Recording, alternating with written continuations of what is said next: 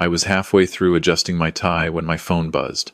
My daughter Lily, 8 years old, had sent me a text. That was unusual. She knew I was literally 3 rooms away, getting ready for her piano recital. I opened it. Dad, can you help me with my dress zipper? Come to my room. Just you. Close the door. Something in those words made my stomach drop. The phrasing was too careful, too specific. I knocked on her door twice before entering, my heart already racing. Hey, kiddo. Your mom's better with zippers than I am. Should I grab her? Lily was standing by her window, still in her jeans and t-shirt, no dress. Her face was pale, and she was gripping her phone so tightly her knuckles had gone white. I lied about the zipper, she whispered. Dad, I need you to check something, but you have to promise not to freak out. Not here.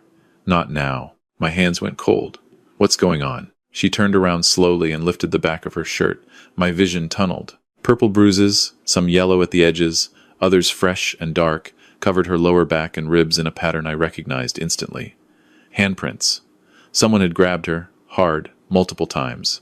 I forced my face to stay calm even though every cell in my body was screaming. How long? 3 months. Since February. Her voice cracked. Dad, it's Grandpa Roger. When we visit him and Grandma on Saturdays while you're at your shift, he says it's discipline because I don't sit still enough during dinner. Grandma tells me if I behaved better, he wouldn't have to correct me. Mom knows. I told her last month. She said I must be exaggerating, that Grandpa is just old-fashioned and I'm too sensitive. The piano recital. Right, I checked my watch. 5:15. We were supposed to leave at 5:30 to meet my wife's parents at the school auditorium. My wife, Claire, was downstairs making a cheese plate to bring. My in-laws were probably already on their way. I crouched down to Lily's eye level. I need you to trust me right now. Can you do that? She nodded, tears spilling over. We're not going to the recital. We're leaving. Just you and me. I'm going to handle this, but I need you safe first. But Mom will be so mad. She's been planning this for weeks, and I practiced so hard. Your safety matters more than any recital.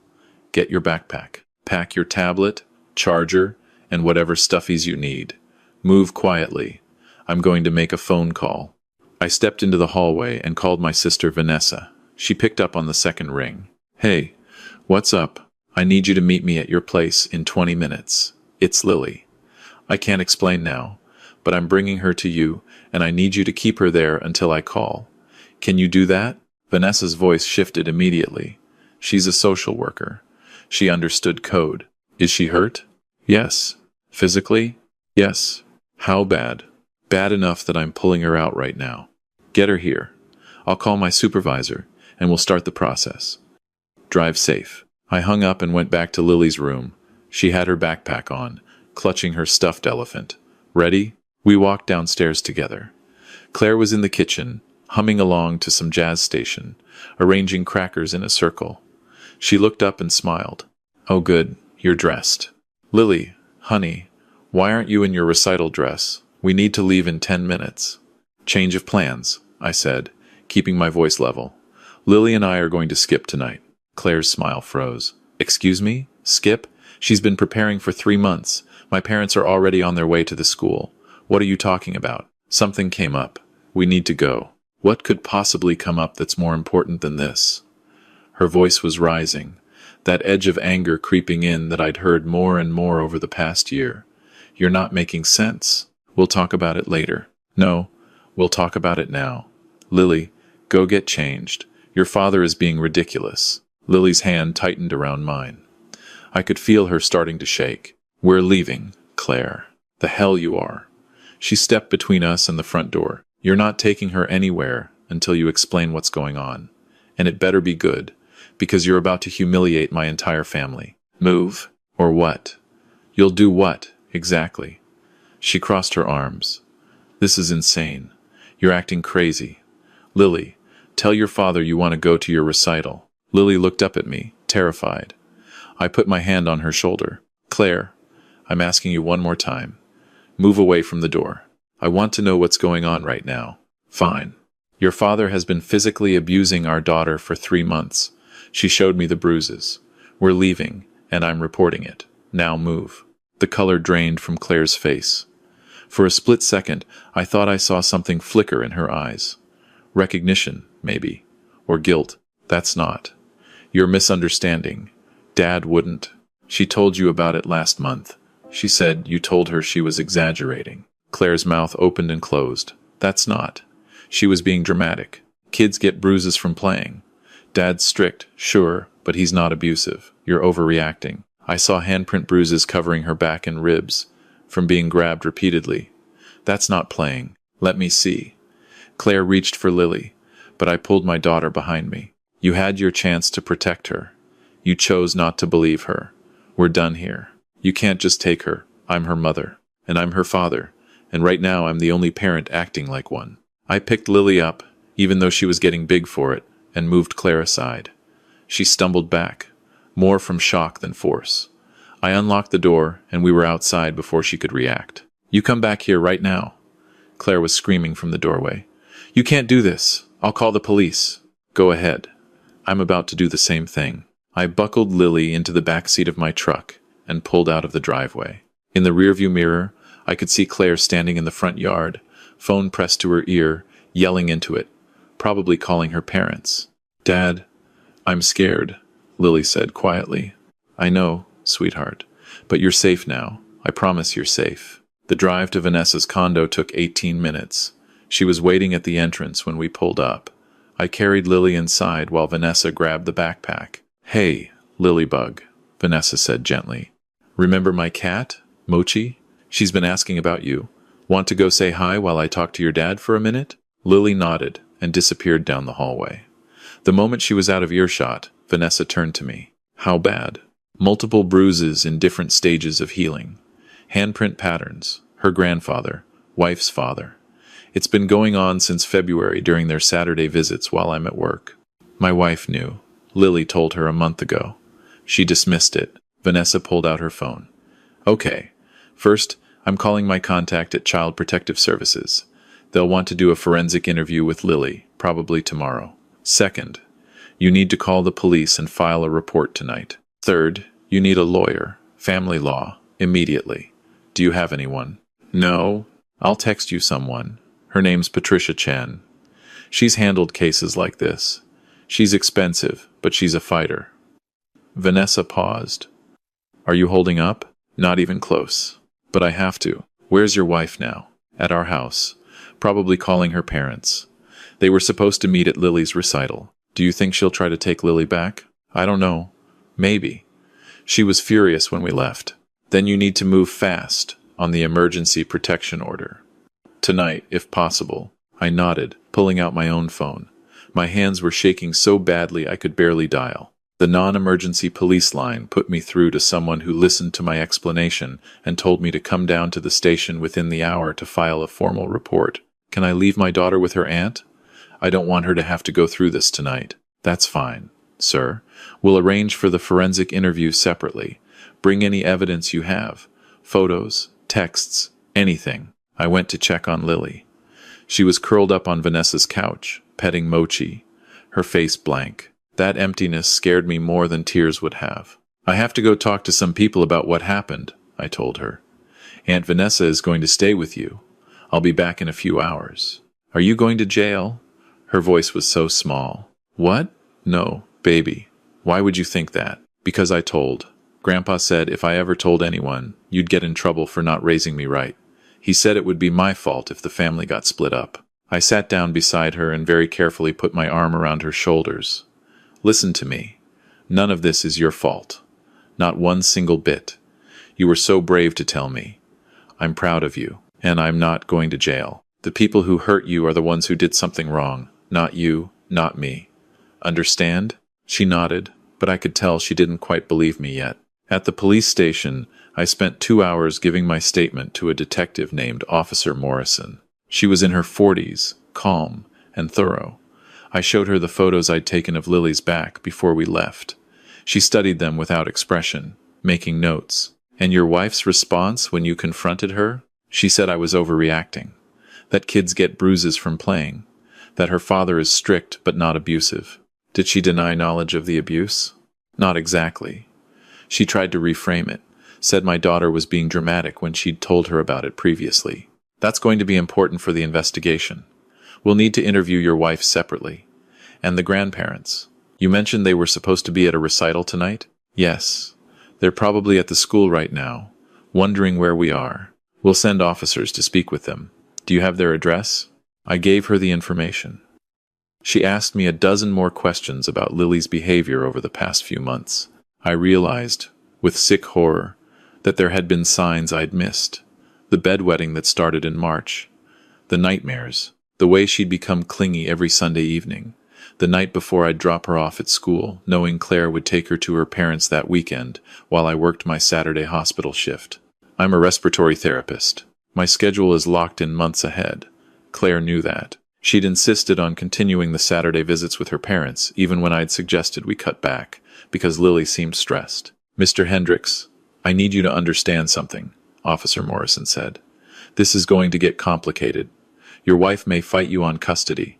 The grandparents will likely deny everything. Your daughter will have to give detailed statements, possibly testify if it goes to trial. Are you prepared for that? I'll do whatever it takes to keep her safe. Good. Because this is going to be a long process. I'm going to recommend an emergency protection order that prevents any unsupervised contact between your daughter and the grandparents, and potentially your wife, until the investigation concludes. You'll need to file for that through family court. The Crown Attorney will decide whether to pursue criminal charges. That's separate from your custody case. By the time I left the station, it was nearly 10:30. My phone had 17 missed calls, 12 from Claire, 3 from a number I recognized as her parents, 2 from our next-door neighbor. I listened to one voicemail from Claire. You're being insane. Dad is threatening to call his lawyer. He's furious.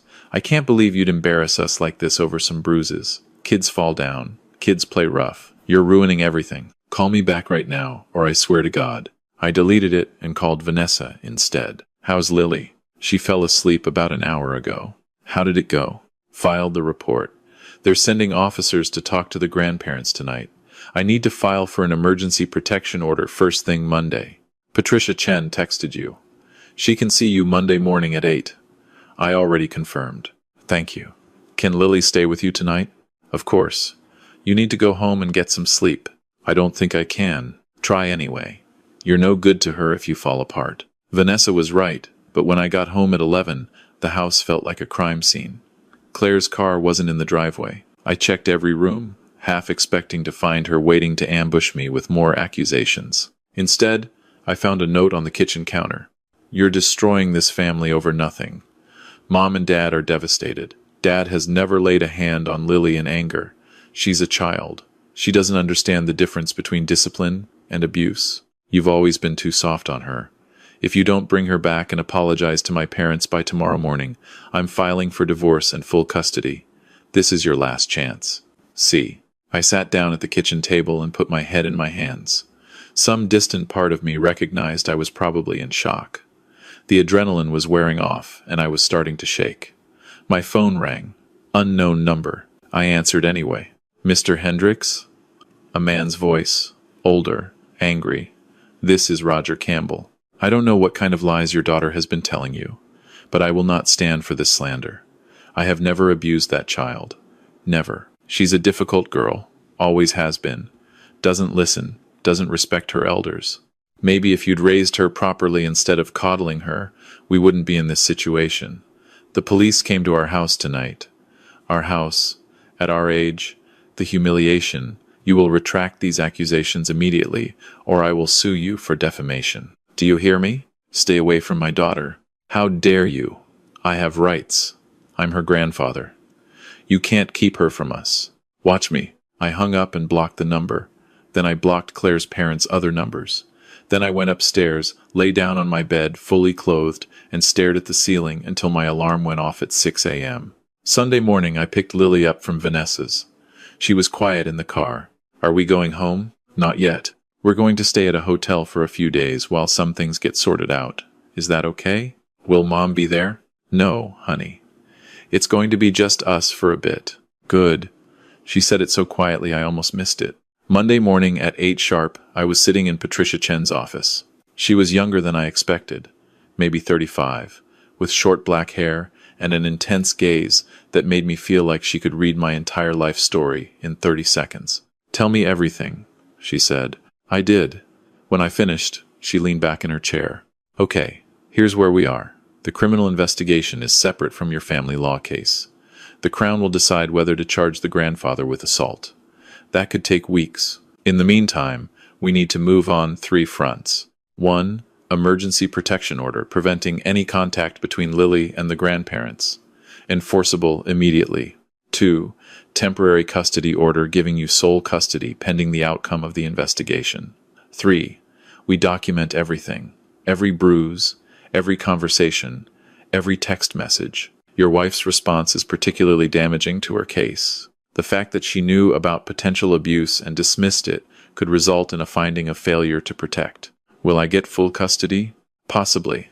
Depends on whether your wife changes her position. If she continues to deny or minimize what happened, the court won't look favorably on her. If she acknowledges it and demonstrates she's taking steps to protect Lily going forward, she might retain some access, supervised. But given what you've told me, I'd say you have a strong case for sole custody, with her having supervised visits at most. How long will this take? Emergency orders. We can get within days. Full custody hearing. Could be months. Possibly longer, if it goes to trial. I won't lie to you, Mr. Hendricks. This is going to be expensive and exhausting. But you did the right thing.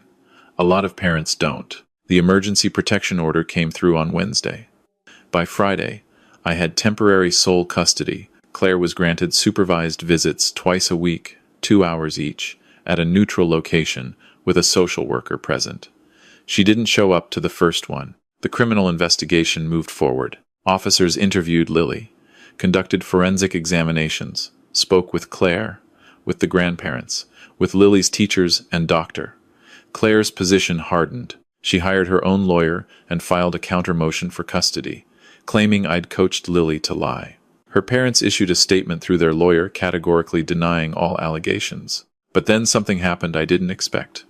Lily's school counselor came forward. She'd kept notes from conversations with Lily, dating back to March, where Lily had mentioned being scared of making Grandpa mad and getting in trouble for fidgeting. The counselor had flagged it to Claire in April during a parent-teacher meeting. Claire had dismissed it as Lily being overdramatic about normal discipline. That changed everything. The counselor's contemporaneous notes corroborated Lily's timeline and undermined Claire's claim that this was a sudden fabrication. In June, 3 months after I'd pulled Lily out of that house, Roger Campbell was charged with 2 counts of assault. Claire wasn't charged, but Child Protective Services flagged her file with a finding of failure to protect. Her supervised visits were extended to 4 hours, twice a week, but she was required to complete a parenting course focused on recognizing and responding to abuse. The preliminary hearing was brutal. Lily had to testify, with special accommodations. She sat behind a screen so she wouldn't have to look at her grandfather. I sat in the gallery, watching my daughter describe in her small, clear voice what had happened. How he'd grab her by the arms and shake her if she didn't finish her dinner fast enough. How he'd pinch her sides hard enough to leave marks if she spoke without being spoken to. How Grandma would hold her wrist and tell her to take her medicine when Grandpa got angry. Roger Campbell's lawyer tried to paint Lily as a disobedient child prone to exaggeration. He pointed out that she had no broken bones, no scars, no permanent injuries. Patricia stood up and asked the judge if the defense was seriously arguing that abuse doesn't count unless it leaves permanent damage. The judge agreed with her. Assault is assault, regardless of whether it causes lasting physical harm. In September, Roger Campbell pled guilty to 2 counts of assault in exchange for a suspended sentence, 3 years probation, and a permanent restraining order, preventing any contact with Lily. He also had to complete anger management counseling. It wasn't prison, but it was something. More importantly, it was validation. A court had recognized what happened to my daughter was real and wrong. Claire and I settled our custody case out of court. I got primary custody. She got visits that progressed from supervised to unsupervised over the course of a year, conditional on her completing therapy and demonstrating she understood her failure to protect Lily. She also agreed to a clause that Lily would never be in the presence of her parents, supervised or not. We divorced in November. It was civil. There wasn't much to fight about. Claire had finally, after months of therapy, acknowledged that she'd been in denial. She'd grown up in that house. Roger had been strict with her too, though she insisted never physically abusive. She'd normalized behaviors that shouldn't be normal. When Lily had come to her, she'd reflexively defended her father, because admitting he was abusive meant admitting her entire childhood might have been built on something she'd been trained not to recognize. I don't know if I forgive her. Some days I think I might, eventually. Other days, I remember Lily's face when she lifted her shirt and showed me those bruises, and I feel the anger all over again. Lily's doing better now. She's 10, thriving in school, playing soccer, laughing more. She still has nightmares sometimes. She still flinches if someone moves too quickly near her. But she's getting there. We both are. She sees a therapist every other week. I joined a support group for parents of abuse survivors. We have routines now, structures that make her feel safe. She knows she can tell me anything, and I'll believe her. She knows I'll protect her, even when it's hard. Last month, she asked me about that night, why I'd believed her right away when Mom hadn't. Because you're my daughter, I told her. And when your child tells you they're hurt, you listen. Always. No matter what. She thought about that for a minute. Other kids' parents don't always listen? Unfortunately, no. Some adults think kids make things up, or exaggerate, or misunderstand. But that's the adult's mistake, not the kids. You told me the truth. I'm glad you trusted me enough to do that. I was scared you'd be mad at me. For what? For ruining everything. The recital, your marriage, Grandma and Grandpa. I pulled her close. You didn't ruin anything. The people who hurt you ruined it. You were brave. You saved yourself by speaking up. I'm so proud of you. She hugged me back, tight, and I thought about all the moments we could have missed if I hadn't listened, all the years of damage that could have accumulated, all the pain she wouldn't have been spared. If you're reading this, and you're a parent, I want you to understand something. It doesn't matter how uncomfortable it makes you. It doesn't matter how much you don't want to believe it. It doesn't matter if the accused is family, someone you trust, someone you love. When your child tells you they've been hurt, you believe them first and ask questions later. You protect them first and figure out the details after. Because the cost of getting it wrong isn't just your relationships or your comfort. It's your child's safety, their trust, their future. I almost missed it. Lily could have kept suffering for years if she hadn't found the courage to text me that day. I think about that sometimes. About the alternate timeline where I dismissed it like Claire did, where I prioritized keeping peace with my in-laws over protecting my daughter. I don't know how I'd live with myself in that version. So I'm grateful. Grateful she was brave enough to tell me. Grateful I listened. Grateful we got out before the damage became irreversible. And if you're a kid reading this, or if you know a kid who's going through something similar, please hear this. It's not your fault. Ever. An adult hurting you is never your fault. And there are adults out there who will believe you, who will protect you, who will fight for you. It might take finding the right person, but they exist. Don't stop telling until someone listens. Your safety matters more than anyone's comfort. Your truth matters more than anyone's reputation. And you deserve to be protected, always, no matter what.